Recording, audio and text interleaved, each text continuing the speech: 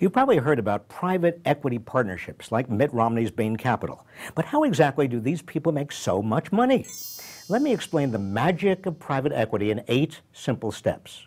Step 1. Partners in private equity firms don't risk their own money. They get other people to give them money to invest. Step 2. They use this money to buy up companies they think they can squeeze higher profits from.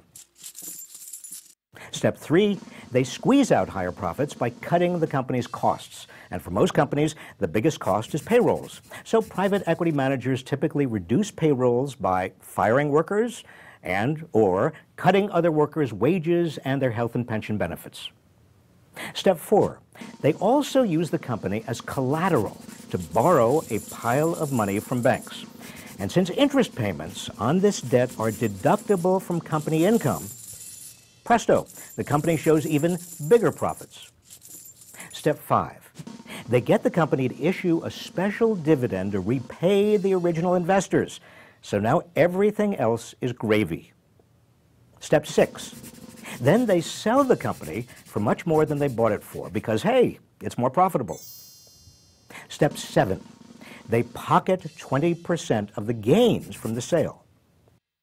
And finally, Step 8, because the tax law treats these earnings as capital gains, they pay only a 15% tax on them.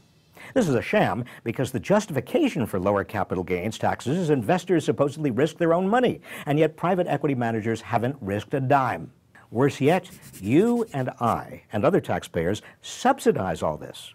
When they fire workers, who has to pay more for unemployment benefits? We do. When they pump up company profits by deducting interest payments on all that debt, who has to make up for the lost revenue? We do. When they treat their earnings as capital gains and pay only 15%, who has to pay more taxes to make up the difference? We do.